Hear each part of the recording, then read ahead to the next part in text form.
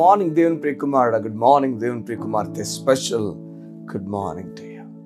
ఈ ఉదయాన్న దేవుడు నిన్ను ప్రోత్సహిస్తూ ఒక మాట చెప్తున్నాడు. ముందుకు అడుగువేయి, ఆగమాక ముందుకు అడుగువేయి. నువ్వు ఎలాంటి పరిస్థితులు ఉన్నావో ముందుకు అడుగువేయి. విశ్వాసంతో అడుగు వేయడం, ఆ విశ్వాసం నీకు విజయం ఇవ్వబోతుంది.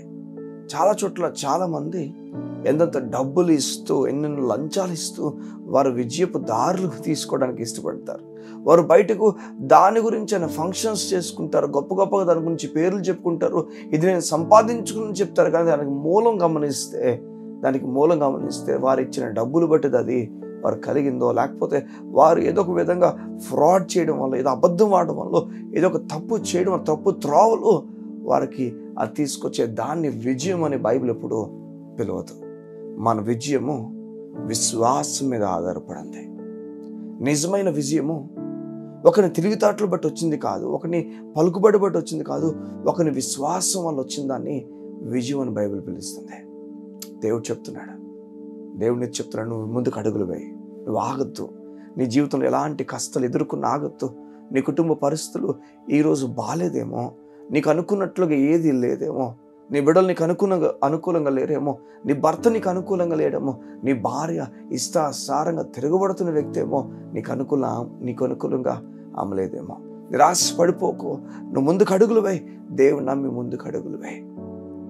నీవు ఇవన్నీ చూసి అలసిపోయి అలసటతో ఆగిపోవడానికి చూస్తున్నావేమో. ఇది స్టార్ట్ చేస్తే అలసిపోతానే, ఇది స్టార్ట్ చేస్తే లేదు. నువ్వు విశ్వాసంతో ఏం చేయబోతున్నావో అది నీ విజయాల వైపు నడిపించబోతుంది. నువ్వు విశ్వాసంతో అడుగులు వేయి. బైబిల్లో అప్పటికే గొప్పగా పేరు పొందిన వ్యక్తి, అప్పటికే దేవుడి చేత ఆశీర్వదింపబడిన వ్యక్తి సౌలు తర్వాత యోనాతాన్ని దేవుడు ఎంత ఆశీర్వదించాడంటే, ఈ యోనాతాన్ ఎవరంటే సౌలు కుమారుడు.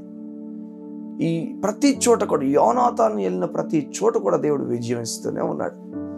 విజయాలు యోనాతాను వెంటనే కారణం, యోనాతాను ప్రభునందు దేవుని యందు విశ్వాసం ఉంచిన వ్యక్తిగా మనం గమనిస్తాం బైబిల్లో. యోనాతాను ఫిలిస్తీన్ని అమాంతంగా చంపేవాడు. యోనాతాను కేవలం తన ఆలోచన విశ్వాసంతో అడుగులు వేయడం వల్ల విజయం వైపే దేవుడు తీసుకుని వెళ్ళేవాడు. బైబిల్ తెలియజేస్తుంది, విజయం వైపు వెళ్తున్న యోనాతాను ఒక సమయంలో దావీదు గొలియాతును చంపుతాడు. యోనాతాను ఎక్కడికి వెళ్ళిపోయాడు? ఆ సమయంలో ఇంత విశ్వాసం ఉంచిన యోనాతాను, ఇంత బలంగా ఉన్న యోనాతాను సడన్గా డిసప్పియర్ అయిపోయాడు. దావీదు సమయంలో మౌనంగా అయిపోయాడు. ఏ ఫిలిస్తీన్లైతే కొట్టి గొప్ప పేరుని సంపాదించుకున్న యోనాతాను అదే ఫిలిస్తీన్లు విర్రబిగుతూ మాట్లాడుతున్నప్పుడు మౌనం వహించాడు. మరి తన తండ్రి ఆపేశాడో, తనకు భయంకరంగా ఆగిపోయాడో తెలియదు. కానీ గొలియాతును కొట్టలేనేమో, గొలియాతును నేను ఏం చేయలేనేమో అన్న భయం తను 100% ఆపేసింది అనుకుంటున్నాను. ఈ ఉదయాన్న ఓ మాట మీకు చెప్తున్నాను. యోనాతాను ఆగిపోయాడు కానీ దావీదు మాత్రం ఆగిపోలే. దావీదు సింహాలతో పోరాడినాడు, దావీదు ఎలుగుబండులతో పోరాడినాడు. అక్కడ పోరాడిన తర్వాత బైబిల్ చెప్తుంది, అదే విశ్వాసాన్ని కొనసాగించాడు గనుక గొలియాతును సైతం నేలకు కొల్చాడు. విజయము విశ్వాసమే. ఒక సమయంలో నీతున్న వారు, లెగిచిన వారందరూ ఆగిపోవచ్చు. నీతున్న వారు, విశ్వాసం ఉంచిన వారు కూడా వారి విశ్వాసపు లోపం వల్ల అక్కడే ఆగిపోవచ్చు. కానీ నువ్వు విశ్వాసం ఉంచడం ప్రారంభిస్తున్నావు, అంతకంతకు పైకి లెగడం ప్రారంభిస్తావు.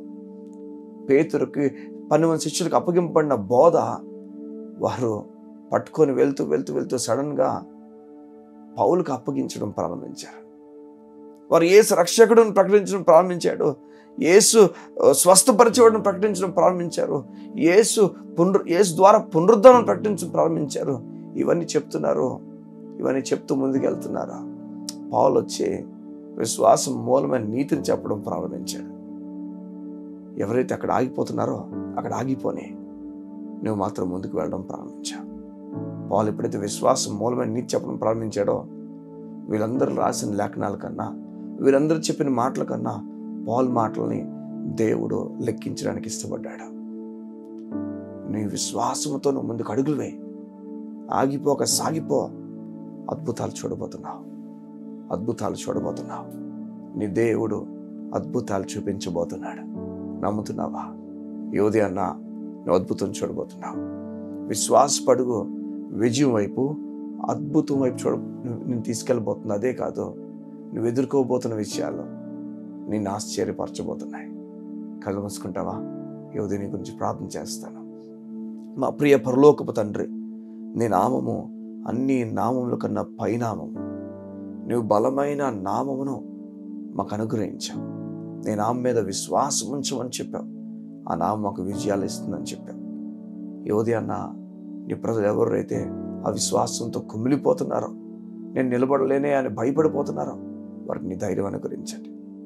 వారి జీవితపు సమస్యల్లో వారు గట్టెక్కి బలపరచబడి ఆదరించబడి నీ యందు విశ్వాసం ఎప్పుడు కోల్పోకుండా, అధైర్యపడిపోకుండా నీవు నమ్మకంతో ముందుకు నడిచేవారుగా వారిని ఉంచండి. నీ కృప ఉన్నతం గనుక ఉన్నతమైన కార్యాలు వారికి జరిగించమని, ఈ దినం ఊహించని కార్యాలు యేసయ్య నామములో వారికి జరిగించండి. ఏ చీకటి శక్తులు అయితే వారిని ఏలుబడి చేస్తున్నాయో ఇప్పుడే విడిచి పొమ్మని ఆజ్ఞాపిస్తున్నాను. ఈ కుటుంబం పైన అధికారం లేదు, ఈ నీ కుమార్తె పైన అధికారం లేదు, నీ కుమారుడి పైన అధికారం లేదు.